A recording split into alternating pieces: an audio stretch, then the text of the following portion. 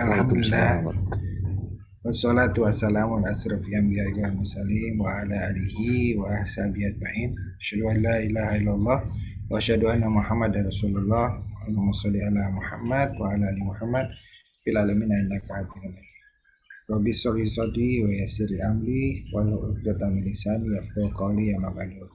Alhamdulillah, bersyukur kehadirat Allah, malam hari ini kita dapat berjumpa kembali dalam halaqah Jumat malam yang dilaksanakan oleh Doba Du'afa Hong Kong dan juga IMAH Indonesia Muslim Association Hong Kong dalam rangka thalabul ilmi, dalam rangka berbagi, dalam rangka saling bertawassul bil haq, bertawassul bis sabr untuk komunitas Indonesia di Hong Kong dan juga teman-teman yang dulu pernah di Hong Kong dan sekarang sudah tersebar di berbagai penjuru dunia, gitu kira-kira.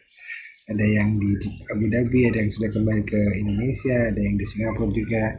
Mudah-mudahan dengan forum ini kita masih tetap terjalin silaturahmi dan mudah-mudahan dengan niat kita untuk thalabul ilmi, majelis online ini bisa menjadi juga sebagai forum majelis zikir yang dinilai ibadah oleh Allah Subhanahu wa taala. Amin amin ya rabbal alamin. Salam salawat semoga tetap tercurah untuk junjungan kita Nabi besar Muhammad sallallahu alaihi wasallam, keluarganya, para sahabatnya, tabi'in serta umat Islam memperjuangkan agamanya dan semoga kita termasuk dalamnya. Amin amin. Amin. Teman-teman sekalian yang sudah hadir di Zoom dan juga mungkin yang ikut menyaksikan di Facebook pada Du'afa. Malam hari ini kita akan live ya. Kita akan melanjutkan paparan Sirah Nabawi yang mengenai Nabi kita Nabi Muhammad SAW. Beberapa episode sebelumnya kita sudah menyimak berbagai cuplikan-cuplikan kehidupan Rasulullah, mulai dari tidak secara kronologis tapi cuplikan-cuplikan yang sudah disusun oleh Ustadz Brother Arif, Ustadz Brother Didi ya, Pak Didi, Ustadz Brother Arif yang sudah selalu secara dengan cara beliau untuk menyampaikan sehingga sejarah itu bukan hanya sekedar urutan, tapi kita bisa melihatnya dari sudut pandang yang berbeda, mengambil hikmah-hikmah sehingga bisa kita refleksikan dalam kehidupan kita sehari-hari. Itu yang saya suka dari Pak Didi.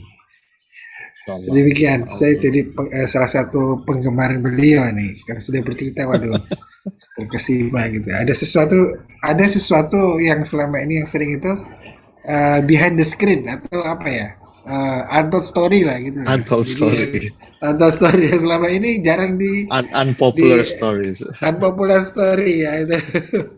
Nah disinilah menariknya, nanti mari kita simak malam hari ini, mudah-mudahan bermanfaat. Dan sebelum kita mulai, marilah kita buka dulu dengan bersama-sama membaca surat Al-Fatihah. Semoga bacaan surat Al-Fatihah ini bisa memberikan keberkahan buat kita semua. Al-Fatihah. A'udzubillahiminasyaitonirrajim. Bismillahirrahmanirrahim. Alhamdulillahirabbil alamin, arrahmanirrahim, maliki yaumiddin, iyyaka na'budu wa iyyaka nasta'in, ihdinas siratal mustaqim, siratal ladzina an'amta 'alaihim, ghairil maghdubi 'alaihim waladdallin. Baik, selanjutnya saya persilakan Ustadz Brother Didi untuk menyampaikan. Masyaallah. Jazakallahu khair. Assalamualaikum warahmatullahi wabarakatuh. Alhamdulillah, assalatu wassalamu ala Rasulullah. Alhamdulillah, hari ini kita berempat, karena bertiga dan berempat jadi lebih kecil, jadi sehingga saya lebih gampang mengkuisnya. Jadi siap-siap Mas Jirsis dan Mas Wahyu akan saya kuis. Pak Adi juga siap-siap akan saya kuis, jadi biar terasa interaktif. So I don't feel alone istilahnya. Nambah lagi. Dari Singapura gabung. Nah, Singapura. Yang datang dari Singapura. Assalamualaikum. Waalaikumsalam. Siap-siap kuis ya, nih, Pak Dirman. Waduh. Mau siap-siap saya kuis, saya tanya, jadi saya nggak merasa sendiri gitu. Jadi alhamdulillah salatu salam Rasulullah. Jadi malam ini kita kembali berbincang-bincang, bercerita mengenai kekasih kita, itu Nabi Muhammad SAW. Jadi saya sendiri punya beberapa seri mengenai Rasulullah, misalnya beberapa kelas. Jadi saya hidangkan atau saya kisahkan ini dari beberapa kelas. Jadi saya kumpulin beberapa buku, kemudian saya ambil cuplikan-cuplikan kisah, kemudian saya sudah, kalau nggak salah ada 4 kelas ya, dan setiap kali itu selalu ada sesuatu yang, insya Allah ada sesuatu yang bisa menarik yang bisa kita ambil, yang jadi hikmah. Tidak ada cerita tentang Nabi Muhammad SAW yang dibekukan atau yang dikisahkan kalau tidak bermanfaat buat kita. Jadi insya Allah, jadi karena ini bagian dari teladan kita, maka harusnya ada sisi dan segi kehidupan Rasulullah SAW yang bisa kita ambil. Jadi ini pertemuan kita entah untuk berapa kali, mungkin 5 kali, dan terakhir kita sudah masuk ke 9, itu catatan saya. Itu tanggal berapa itu putus asa. Jadi insya Allah malam ini 10, 11, 12, kalau misalnya ada waktu bisa 13, itu tergantung. Jadi kalau misalnya saya lama di 10 atau 11, nanti kita bisa ini. Nah, mungkin agak saya rubah sedikit formatnya malam ini. Kalau misalnya nanti ini saya coba tanya, tahu nggak orang ini, tahu nggak siapa, tahu nggak kira-kira ini. Jadi mungkin ada sedikit ini ya, ada sedikit interaksi, dan sama tak kenal maka tak sayang kan. Jadi mudah-mudahan dengan berkisah dengan orang-orang yang amta alaihim, yang Allah sudah kasih keberkahan buat mereka, yang mereka menjadi selebritas jannah, ada manfaatnya buat kita gitu. Jadi kita kemarin terakhir udah di 9, jadi hari ini 10, lidah setajam pedang. Apa maksudnya ini lidah setajam pedang? Jadi ini kisah sedikit saja ini mengenai ini pilot saya belum mulai ya. Masih ingat nggak 9/11? Pesawat terbang. Ya, masih ingat ya. Oh, saya waktu itu pas baru, itu kan 2001 ya, 2000 atau 2001? Ya kan sudah 11. 11 itu November. November. Ya, dia tanggal 11 September kan. Ya, Mas Wahyu ingat ya, tahun 2000 kan ya? Ya, mute itu. Tahun 2000 kan. Kalau nggak salah tahun 2000. Saya landing di Hong Kong pas Chinese New Year bulan Februari. Jadi masih setahun. Saya ingat waktu itu pulang kantor, belum ada WhatsApp ya waktu itu ya. Habis itu lihat TV, ada gedung kebakar, ganti channel sama, kemudian telepon saya berdering dari kantor. Didi, can you see this channel? Yeah, I'm seeing it. What is it? What movie is it? How come it's in every TV? Gitu. Saya ingat banget tuh.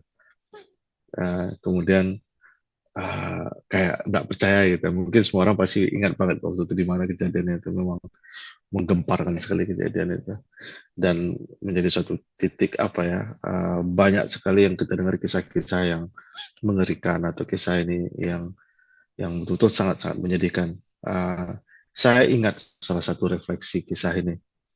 Kalau nggak salah beberapa tahun kemudian terjadi pemboman di Inggris. Dan di pemboman di Inggris itu saya kurang ingat tahun 2003 atau 2000 berapa. Kalau setahun setelah 9/11 itu ada pemboman di Inggris yang bus bertingkat itu meledak gitu. Kalau nggak salah setahun sesudahnya atau 2 tahun sesudahnya. Dan saya ingat sekali, masih terngiang di kepala saya. Ketika ada seminar atau ada pertanyaan, ada seminar ngumpulin, ada beberapa tokoh, mereka tuh bingung, kok bisa begini Islam tuh, what kind of religion is it? Kok bisa menggerakkan manusia untuk nekat melakukan aksi bunuh diri seperti itu? Betul-betul apa ya, seakan-akan Islam itu identik dengan terorisme itu. Itu yang kebayang. Dan yang mau saya ceritakan tuh, saya ingat sekali ketika ada tokoh yang ditanya sama BBC, radio sama TV-nya Inggris, tokoh yang bernama Karen Armstrong. Kemudian tokoh karena Karen Armstrong ini ditanya, what do you think, kurang lebih ya, saya detailnya kurang nggak pasti secara Tanya, kok bisa nih Islam nih seperti ini gitu. Apa sebenarnya yang memotivasi mereka kok bisa begitu. Dan Karen Armstrong ini non-Muslim, dan dia adalah seorang biarawati, kemudian menjadi historian, menjadi ahli sejarah. Karen Armstrong menulis buku-buku tentang agama, tentang Yahudi, tentang Kristianity, Kristen, dan tentang Islam. Dan dia menulis sirah Nabi Muhammad SAW 2 kali. Dia menulis buku tentang Nabi Muhammad 2 kali, dan dia non-Muslim. Jadi waktu ditanya, kok bisa seperti itu Islam itu, dia menjawab, Islam itu nabinya hebat, nabinya luar biasa, nggak mungkin nabinya ngajarin seperti itu. Habis itu dia cerita waktu Nabi Muhammad di Hajjatul Wada, bagaimana, wahai all my people, have I not told you this religion? Ya. Sudah aku sampaikan belum tentang agama? Ya. Kemudian dia melihat ke atas dan dia bercerita, oh God, katanya, witness, I have already told the people about this religion. Dia bilang gitu. Cara dia bercerita itu membuat saya terkesima gitu. Kalau ada orang yang bisa mampu bercerita tentang Nabi Muhammad sedetail dan seakrab itu, seakan-akan mengenal Nabi Muhammad, mengalahkan saya sebagai seorang Muslim. Jadi dia itu membela bahwa tidak mungkin Islam itu identik dengan teroris. Luar biasa sekali ininya. Ada Leslie Hayton, Leslie Hampton atau Hayton, Leslie Hayton kalau nggak salah. Dia seorang Yahudi, penulis buku juga. Dia menulis buku tentang Nabi Muhammad. Luar biasa. Jadi malu juga kadang-kadang kita ngeliat ada orang yang bisa mengenal Nabi kita melebihi kita seorang Muslim gitu. Jadi dua tokoh itu. Dan Karen Armstrong adalah buku sirah Islam yang pertama. Sirah itu artinya biografi ya, yang saya baca, kemudian baru saya pindah ke Al-Rahyi Al-Maktum dan seterusnya. Tapi buku pertama yang saya baca itu adalah karangannya Karen Armstrong. Jadi waktu itu identiknya adalah Islam itu seakan-akan identik dengan perang, identik dengan pedang, identik dengan ini. Dan karena itulah umat Islam inilah akhirnya apa? Akhirnya agama Islam menjadi, dan Nabi Muhammad tentunya menjadi bahan hinaan orang. Inilah awalnya. Itu yang makanya saya nanti di kisah-kisah berikutnya akan saya kutip beberapa sejarawan non-Muslim, sejarawan Barat yang sangat terkesima dengan Nabi Muhammad SAW. Nanti mudah-mudahan di seri-seri berikutnya akan saya utik banyak. Kemudian Lamartine, kemudian Alphonse de Lamartine, contohnya tokoh pendirinya Prancis yang ikut terlibat dalam pembuatan benderanya Prancis itu adalah tokoh yang luar biasa. Dia sangat mengagumi Rasulullah SAW. Dan ada beberapa sejarawan lain.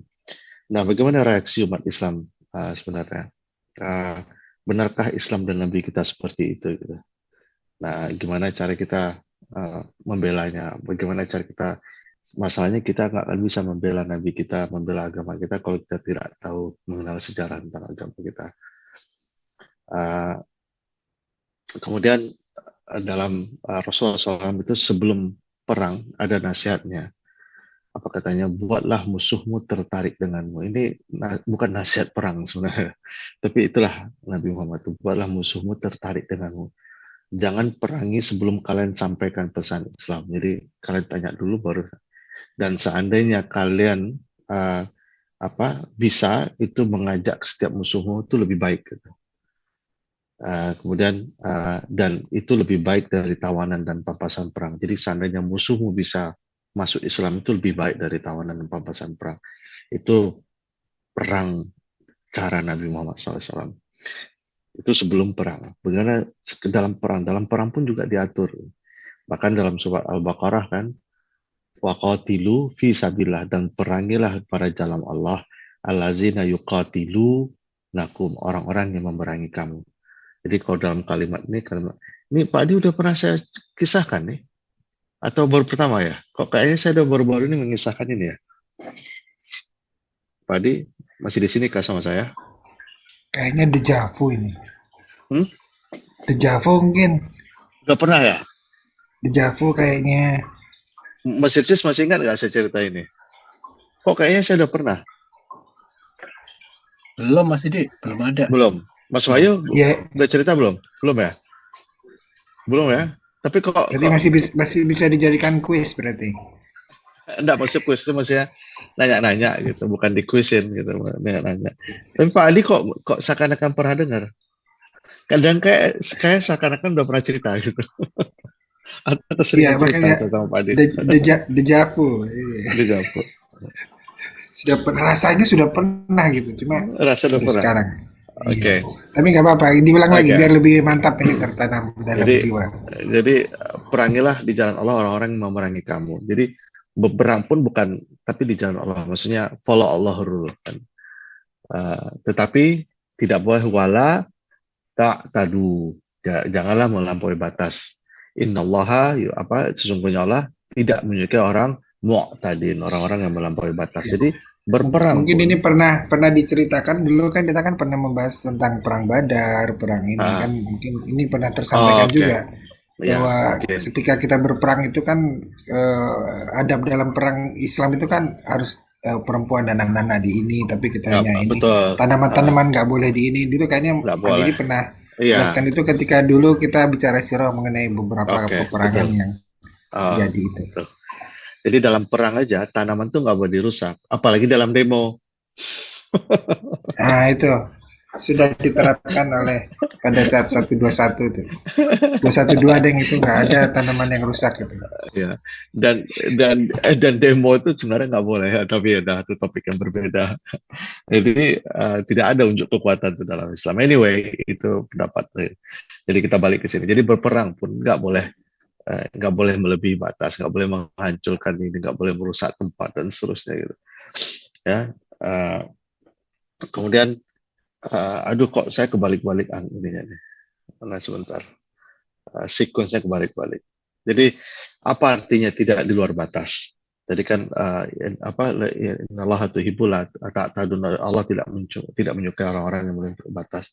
Artinya dia tidak boleh memerangi orang yang tidak berperang, tidak boleh menyerang orang perempuan dan anak-anak dan orang tua, dan tidak boleh menyerang pendeta. Ya, jadi subhanallah gitu ya. Gimana mau berperang nggak boleh ngapa-ngapain. Gitu. Kemudian tidak boleh merusak, ya tidak boleh memotong-motong mayat, memutilasi mayat itu nggak boleh. Tidak boleh merusak tanaman, air dan alam. Ya, jadi itu yang dimaksud tidak ini. Jadi detail ini ya. Dan tidak boleh merusak bangunan, apalagi bangunan-bangunan yang berfungsi secara khusus kayak rumah sakit dan seterusnya. Jadi nggak ada pemboman satu gedung itu tuh nggak ada dalam Islam dalam berperang, apalagi bukan dalam berperang. Nah, kemudian orang-orang yang berperang itu apa yang diinginkan buat mereka? Wa may yuqatilu fi sabilillah fayuqtal. Jadi orang-orang yang berjanda itu dan gugur, mereka tuh udah menang. Jadi perang itu bukan untuk kemenangan perang, tapi kemenangan karena gugur itu mereka menang. Atau gugur dan berperang kemana, maka kelak akan kami berikan kepada mereka besar. Jadi kalah pun, karena atau meninggal pun, Allah sudah berikan kemenangan itu dalam bentuk pahala yang besar. Jadi perang itu bukan tujuannya kemenangan, perang itu tujuannya salah bentuk. Karena dalam bentuk defensif, maka dia seperti perintah Allah, berperanglah di jalan Allah, tapi tujuannya adalah bukan kemenangan, tujuannya adalah karena ridha Allah. Dan menang atau kalah Allah yang ingin. Jadi itulah ini. Masih ingat Sultan Salahuddin? Ada yang tahu kisah Sultan Salahuddin? Mas Isis tahu Sultan Salahuddin? Mas Isis pernah dengar ini nggak? Pernah dengar celoteh sejarahnya Mas ini nggak? Apa? Ya, pernah saya Mas Fauzan nggak kan? ya waktu di sini dulu. Ya, Salahuddin itu kan dia kalau dia bukan Salahuddin dia nyebutnya. Kalau orang Inggris itu kan nyebutnya bukan Saladin. Saladin ya. Saladin. Sebenarnya itu dia Salahuddin. Ya, jadi ada beberapa kisah ya. Sebentar nih kenapa kok ini. Jadi ada tokoh yang bernama, kayaknya saya udah pernah cerita, tapi tidak apa-apa. Ada tokoh yang bernama Tumamah bin Uthal. Itu setelah perjanjian kemudian Rasulullah ngirim surat kematian. Dan biasanya dalam perjanjian itu tidak boleh membunuh utusan. Nah, si Tumamah bin Uthal ini dia dibunuhnya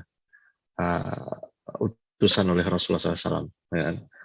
Nah, kemudian setelah itu berapa tahun kemudian Tumamah ini pergi umrah. Jadi umrahnya itu masih sebelum Nabi. Jadi umrahnya zaman waktu itu, zaman syirik itu. Dan waktu pergi umrah itu dia tertangkap oleh orang Muslim dan dibawa ke Madinah. Nah, selama dia di Madinah, pemimpin Tumamah ini kayak apa? Kayak mungkin kayak raja kali ya. Ada suku yang di atas suku Yamam, Banu Nadir, di paling atas, mau dekat ke arah Syria dan seterusnya itu. Jadi dia menguasai daerah besar sekali. Kemudian dia tertangkap dan dia disekap. Tapi hanya saja selama disekap dia tidak diperlakukan seperti tawanan, tapi diperlakukan seperti tamu. Sehingga Rasulullah SAW pun setiap kali kambingnya diperah susunya, itu yang dikasih minum si Utumamah ini dulu. Gitu. Jadi seakan-akan Rasulullah memperlakukannya kayak VIP, kayak tamu. Gitu. Itu yang dilakukannya. Kemudian selama 3 hari karena dia nggak mau nih, dia dilepas. Habis itu dia bilang pokoknya kamu jangan macam, sempat ngancam lagi sama Rasulullah kan. Nah, akhirnya udah 3 hari ditahan, akhirnya dilepas sama Rasulullah SAW. Jadi si Tumamah ini udah diikat, udah di ini masih ngeyel gitu. If you kill me, my people will kill you. Ngomong gitu sama Rasulullah. Tapi Rasulullah perlakukan seperti biasa saja, kemudian dilepas dan akhirnya dia pergi. Setelah itu dia bersahadat sendiri, habis itu dia balik lagi ke Madinah. Di selama 3 hari dia jadi tawanan perangnya Rasulullah SAW itu, dia melihat kehidupan hari-hari Rasulullah. Nah, disitulah dia tertarik sama Rasulullah. Jadi itu yang namanya dakwah bil akhlak, ya, dakwah bil amal. Hanya dengan menjadi tawan Rasulullah SAW, kalau dia berpikiran benar, maka dia akhirnya masuk Islam. Dan dia termasuk orang yang pernah berkata, engkau Muhammad, ya Rasulullah adalah orang yang paling aku benci. Kini adalah orang yang paling aku cintai. Nah, dialah orang yang pertama kali berangkat umrah waktu itu. Jadi orang yang pertama kali melakukan umrah itu adalah orang yang tadinya musuhnya Nabi Muhammad. Ini sekedar aja ya, sekedar catatan kaki ini mungkin bapak-bapak pernah ingat. Di zaman itu ya Rasulullah SAW itu mengirim surat ke banyak orang, ke raja-raja, ke Heraklius misalnya, ke kaisarnya Romawi. Tapi sebenarnya bukan Romawi ya, Bizantium lah tepatnya.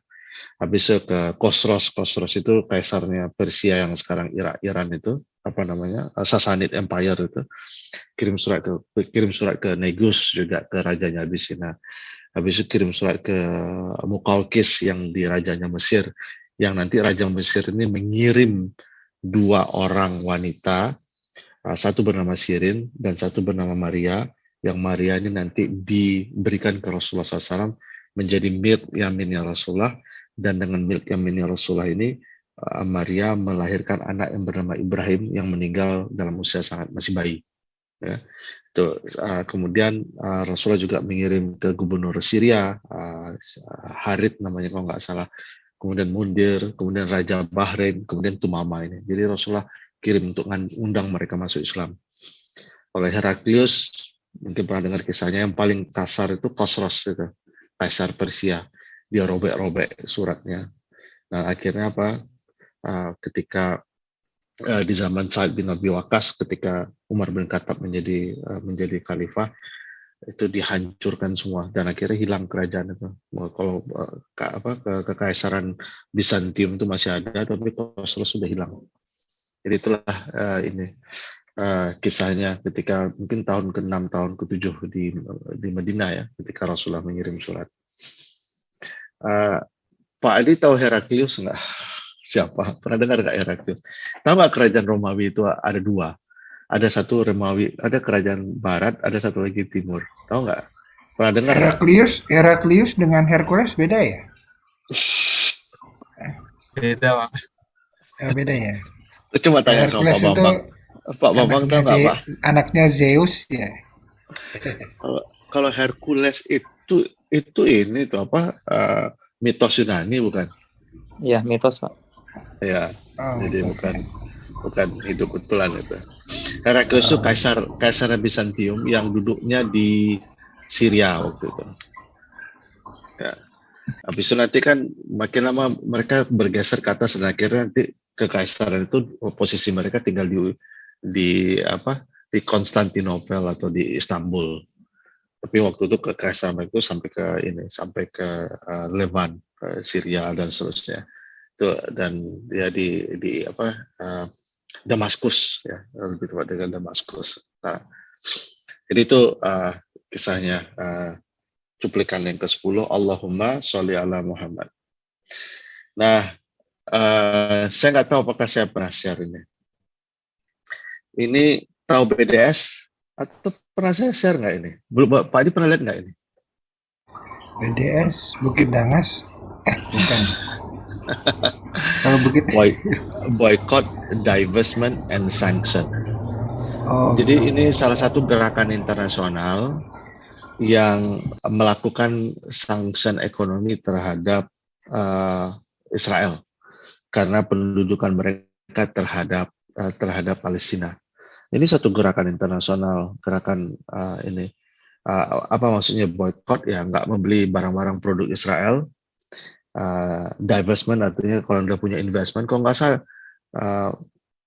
es krim Ben and Jenny apa nama es krimnya itu sudah mencabut di sana. Kemudian ada, kalau nggak salah Nike juga sudah mencabut, dia nggak mau lagi punya pabrik, nggak mau lagi punya jualan. Ada beberapa itu. Jadi boycott, divestment lawannya investment, kemudian sanction. Jadi ada beberapa negara ini, tapi ya sedikit, saya nggak tahu apakah Indonesia juga itu. Dan yang salah satu penggerak yang paling kuat itu adalah negara yang paling kuat mendukung Palestina, negara non-Muslim yang paling kuat mendukung gerakan Palestina itu adalah, ada yang tahu? Ada yang tahu? Mas Wahyu masih ada sih, udah hilang Mas Wahyu.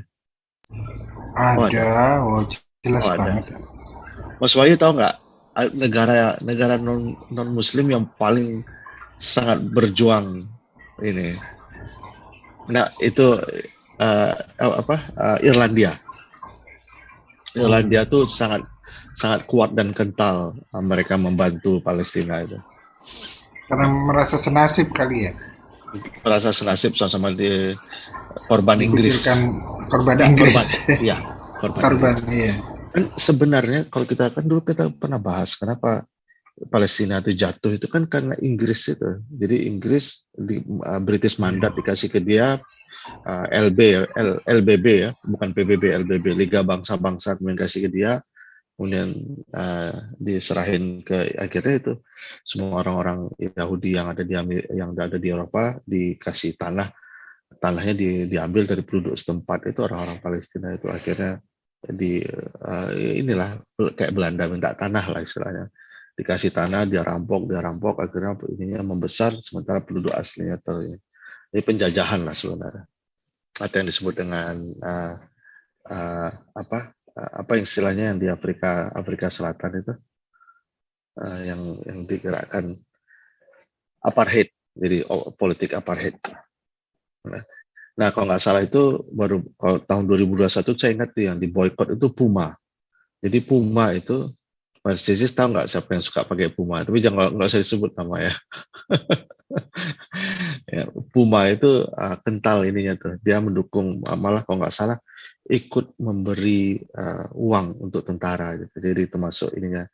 Jadi ada beberapa gerakan-gerakan ini yang menolak. Jadi ya kalau kita berperang tidak bisa, membantu tidak bisa, minimal kita kirim doa, minimal kita kirim uang. Kalau bisa kita kirim uang ke beberapa yayasan. Ada kalau di Indonesia itu yayasan Adara yang sangat membantu perjuangan atau membantu para janda dan para anak-anak telantar di Palestina. Ya mungkin cara ketiganya memboikot produk-produk internasional yang punya bantuan terhadap apa yang dilakukan oleh Zionis Israel terhadap Palestina. Salah satu termasuk Puma di situ. Ya. Ada nanti soalnya saya cari list-listnya negara-negara yang udah perusahaan-perusahaan udah hengkang dari situ, yang cabut dari situ.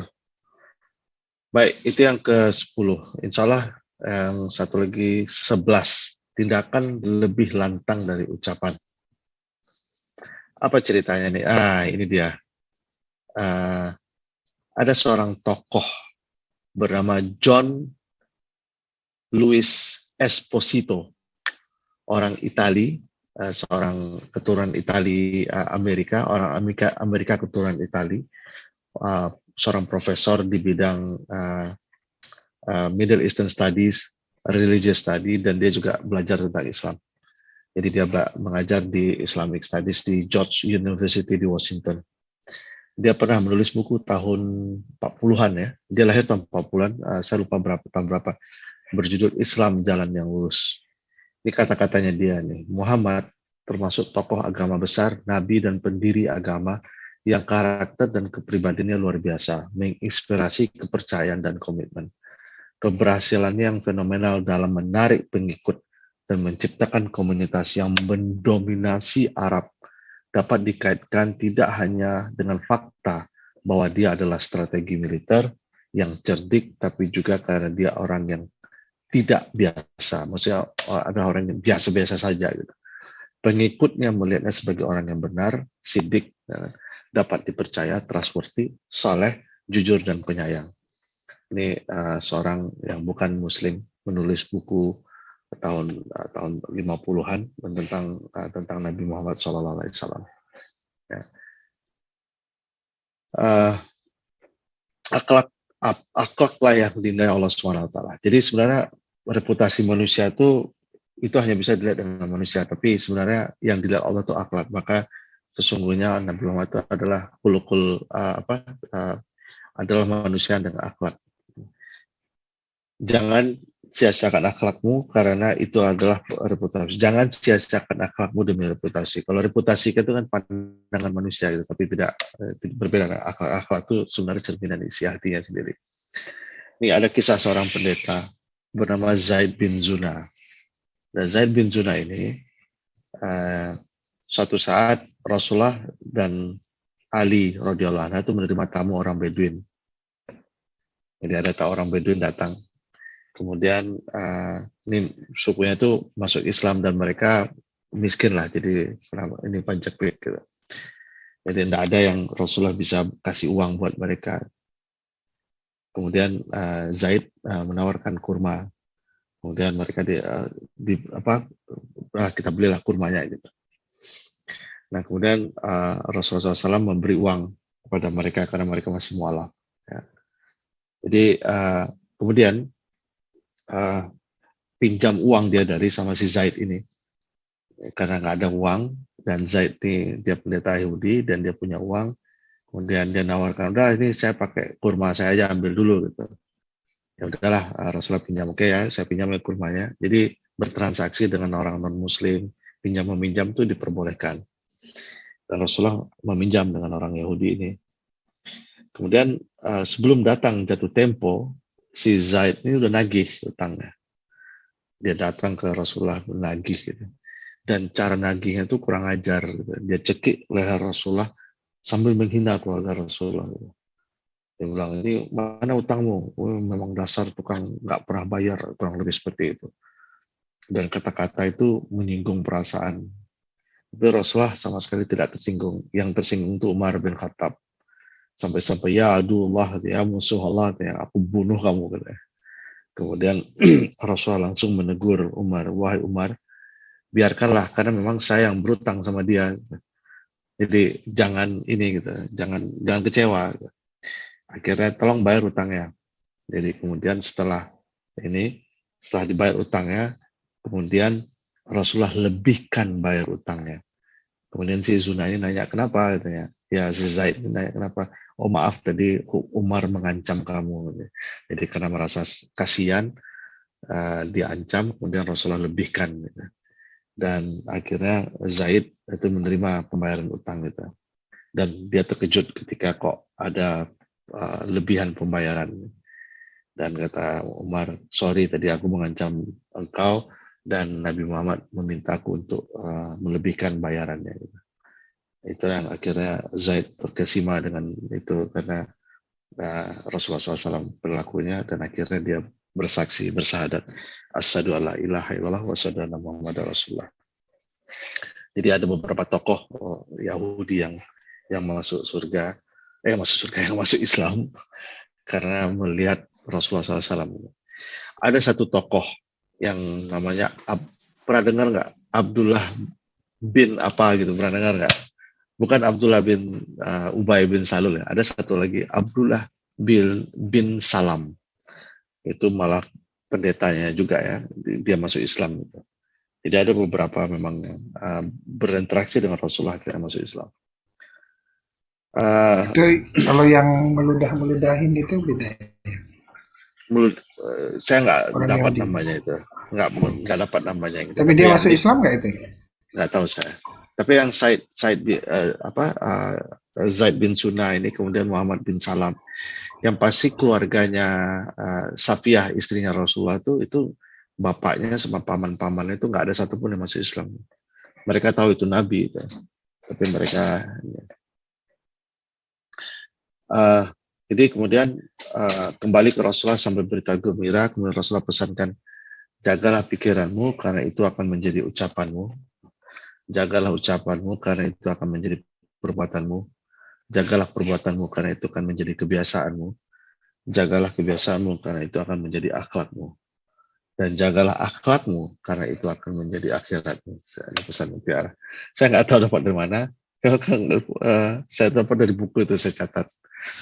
Jadi, kayak ingat Agim kalau ada pakai jagalah hati ya gitu.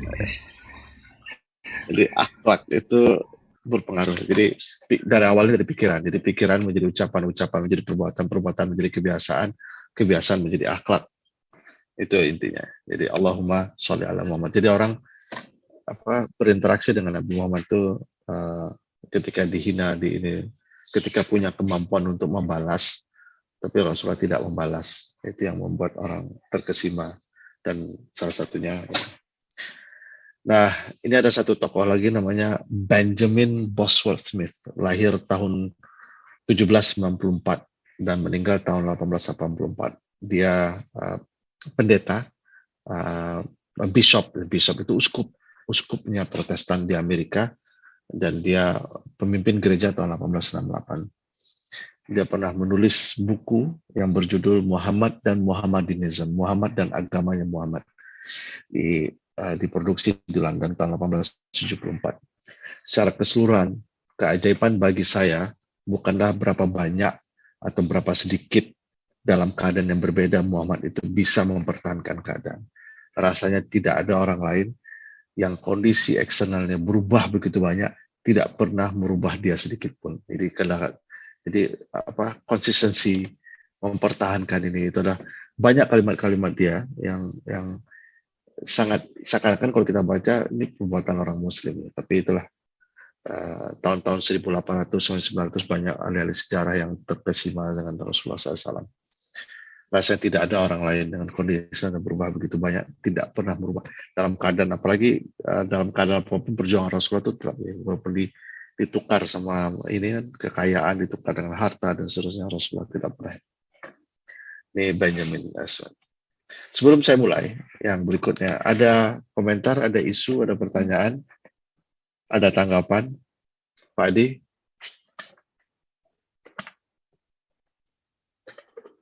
Unmute dulu. Oh, ada Pak Bambang, yeah. Masya Allah. Pak Bambang, apa kabar Pak Bambang? Saya lupa tadi nyebut Pak Bambang belum? Sehat.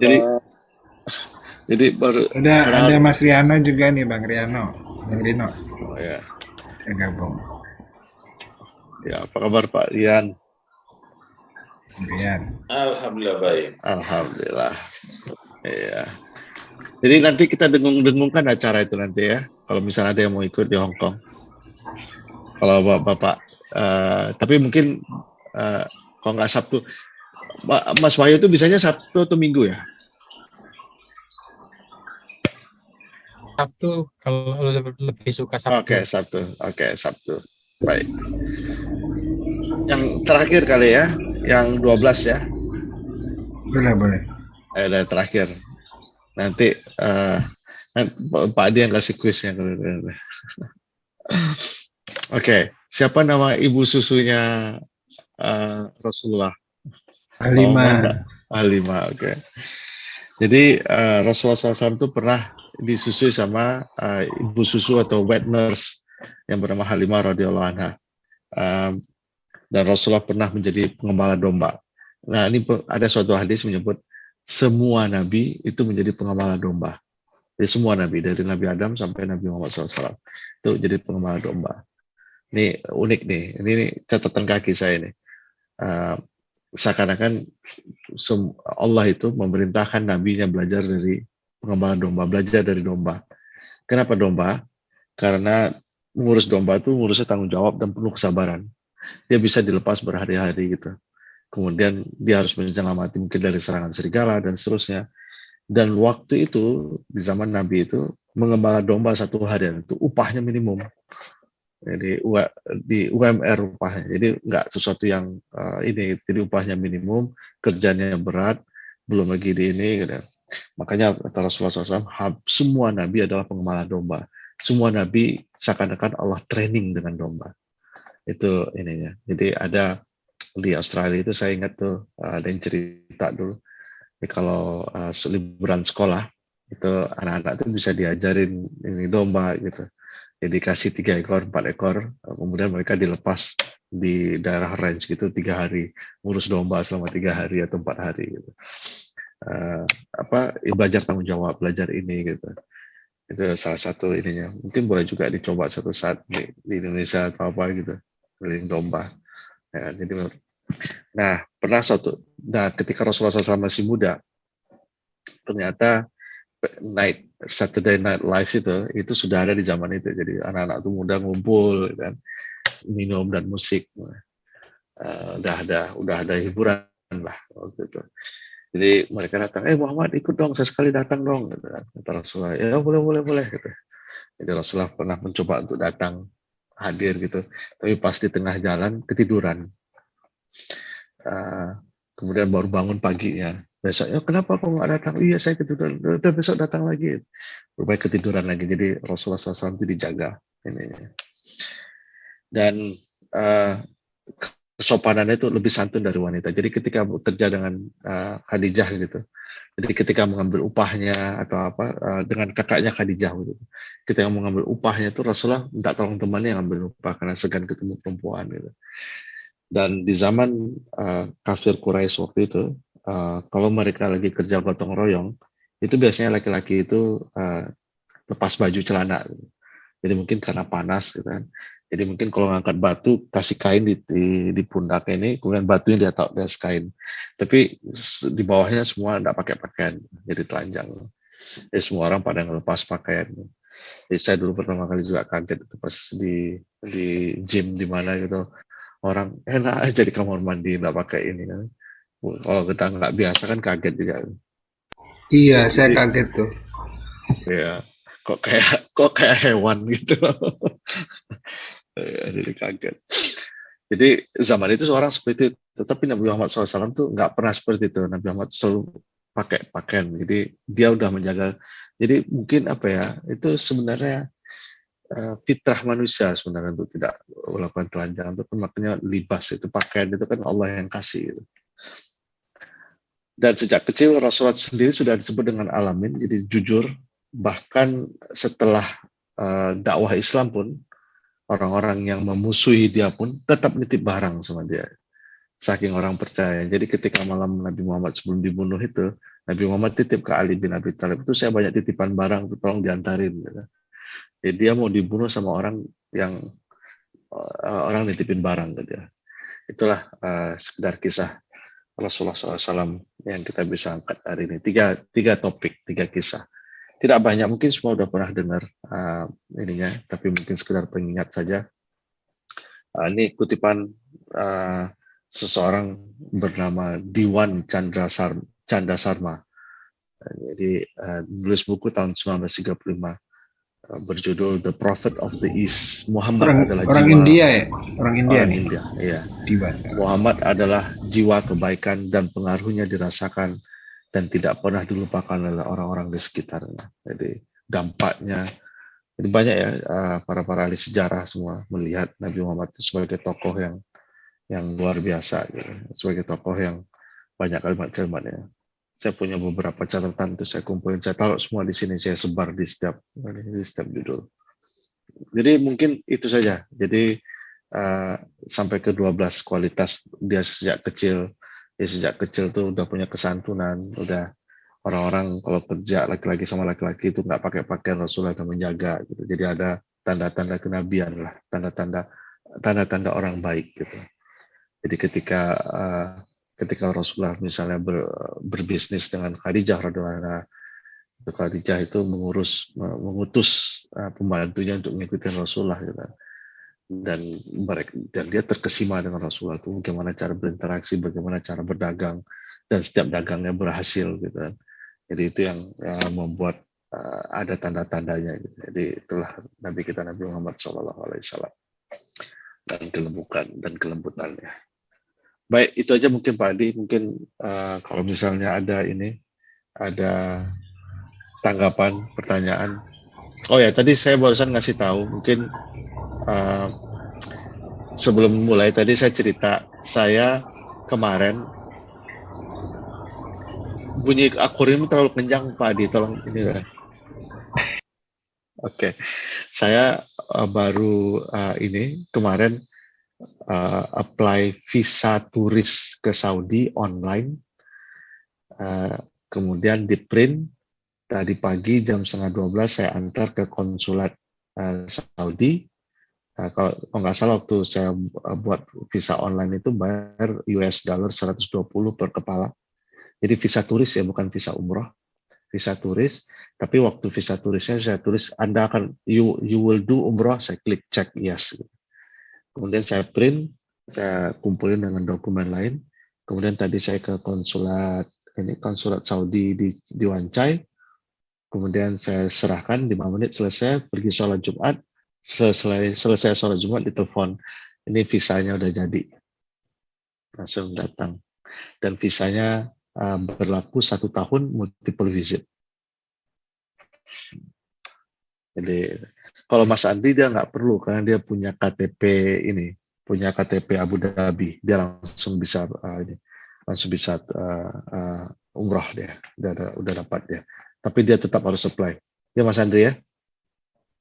Kayaknya sih saya baca-baca di sini masih apply juga Pak visa Pak. Ya masih apply, tapi buktinya KTP. Oke. Buktinya cuma KTP. Emirates ID. Ya. Visa turis bukan visa khusus umroh. Karena yang visa umroh turis itu juga kan bisa. harus Visa turis. Jadi saya buat visa turis. Kalau visa umroh dia harus bawa ini, harus lewat agen. Oh, berarti Pak Didi visa turis tapi include umroh gitu. Iya. Kan sebenarnya kan umroh itu kan kegiatan saya di sana, kan dia nggak bisa ngelarang sebenarnya. Cuma dia tanya mau umroh juga, iya, saya klik yes. Jadi berlaku 1 tahun. Jadi ternyata lebih gampang jadinya untuk orang-orang yang di luar negeri kalau mau pergi. Mudah-mudahan nanti Mas Yesus apply, nanti kita berangkat berdua gitu. Amin. Kita jemput Mas Andri. Yang nggak ada masalah dengan tiket pesawat, aman. Berangkat ke Mas Andri dulu, nanti kita naik mobil sama Mas Andri. Nah, bisa bagus tuh. Berapa jam naik mobil dari situ? Kira-kira?